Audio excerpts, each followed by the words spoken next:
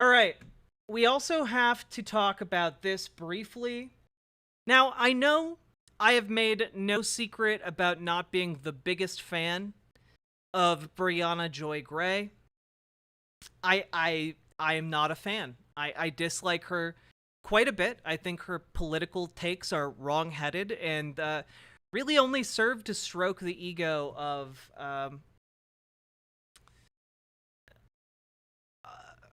folks like Jimmy Dore, frankly. But the longer she has been on Rising, the Hills television show, the worse she seems to have gotten. And honestly, this is maybe the lowest I've ever seen her. This is honestly unconscionable to me. And, well, let's take a look at this. Is there any kind of sense that there might be more of a case to extend grace in this situation as opposed to some others? I think so. And I do wonder what Russell Brand might say differently in this situation in terms of speaking honestly about the things he's been accused of. If the framing weren't, we got to get this guy off of air, and if he admits to it, that's even more reason to get him off of air. And if it were instead, you know, allowing the victims to come forward in a safe space where maybe they don't have to be anonymous because also they're not being targeted, which is... I just need to clarify here. We're 30 seconds into this, 100, minute 30 clip. She is arguing that Russell Brand, someone who has allegedly done numerous sexual assaults. I don't know what the full count of his accusers are now, but it's more than one.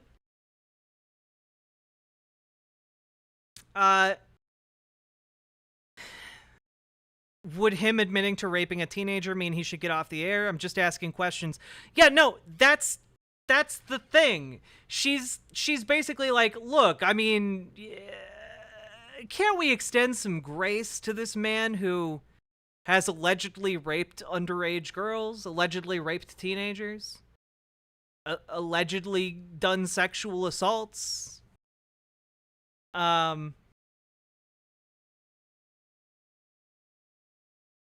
Like, I don't know what compels somebody to be like, look, maybe it'd be, we shouldn't call for a rapist to be taken off the air. Really? A thing that happens to victims, and actually be able to articulate what they want out of Russell Brand. What do the victims want in all of this? And if it's the case that they just want to weaponize the real trauma that they experienced to help get Russell Brand off the air, well, then I'm not sympathetic to that. Right. If they I'm sorry, just 1 second. Sympathetic to that. Right. Experience to help get Russell Brand off the air, well, then I'm not sympathetic to that. Right. If they want criminal penalties, I need to hear that one more time. The victims want in all of this. And if it's the case that they just want to weaponize the real trauma that they experienced to help get Russell Brand off the air, well, then I'm not sympathetic to that. Okay, I need to break down what she just said, okay? If she's saying, now look, these women could just be trying to weaponize the very real trauma they had in order to get him taken off the air, and I'm not sympathetic to that. Well, you have to consider what the real trauma is that she's talking about here. She's saying, even if Russell Brand did rape a 16-year-old girl, well, these women are just weaponizing that traumatic experience to get him taken off the air. That's what she's saying. The traumatized, the real trauma she's talking about are sexual assaults.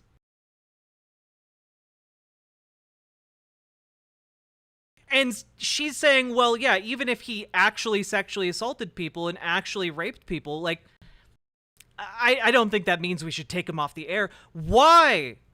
Why the fuck should any platform have an obligation to platform rapists? Why? Why are you making this argument? It is insane. Unless you remember one of the long-standing questions posed by viewers of Bad Faith Podcast. Where is Virgil?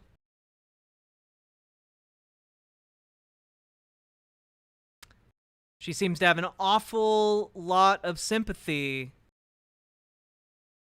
for people accused of sexual assault and grooming. It's very weird.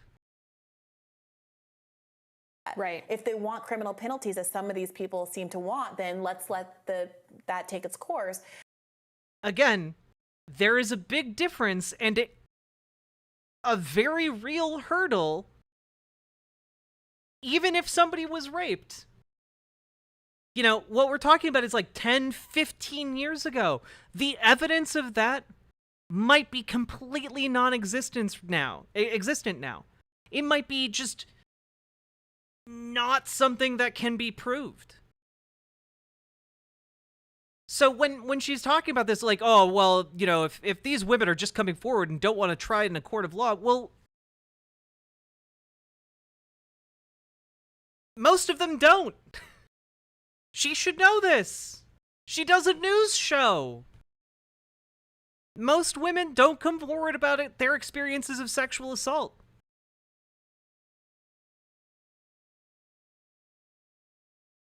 For a wide variety of reasons. Matt Walsh made the same argument. Yeah, look, I made the comment on Twitter that, you know, following this clip, we have like a month until Brianna Joy Gray is defending Andrew Tate. We have like a month. Like that's she is exactly on the line, on the path to defending Andrew Tate. Oh, I don't know, that Andrew Tate guy, all these women are just coming forward because he was so big in the conservosphere. They want to destroy him. And then she never clarifies who they are.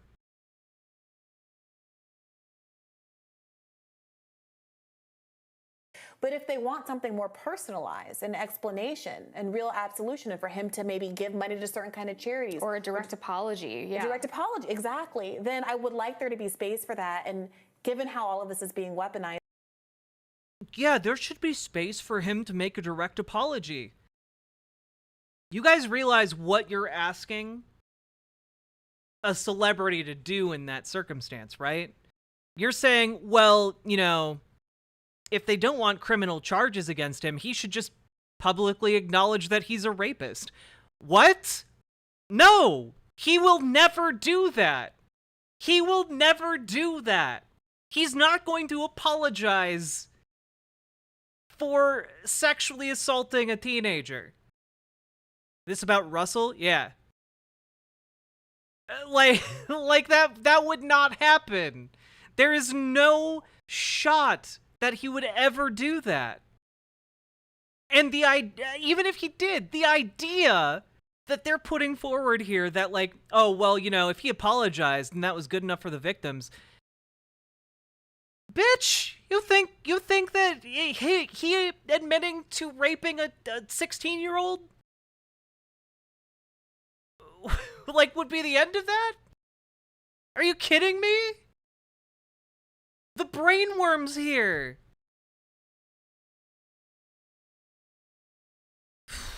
She's about to make that grifting move. I mean, she's made a lot of other ones already.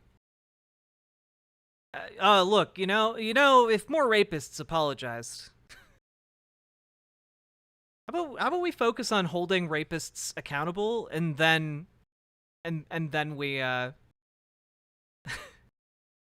you know, they can apologize by going to jail. How about that?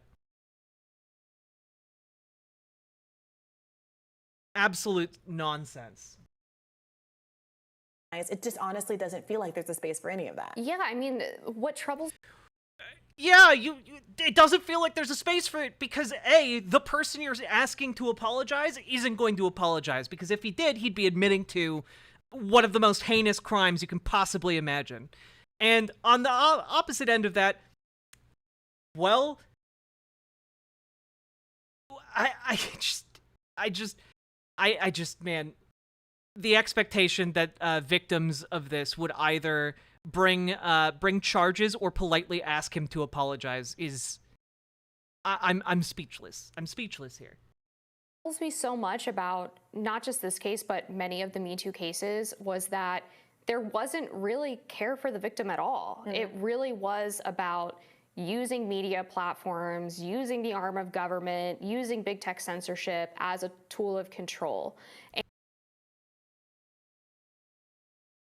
The arm of government, that's just called the law, Amber. Yeah, when you rape someone, the long arm of the government suddenly casts a shadow over you. Yeah, it should. It should do that. And I can't. Oh my god.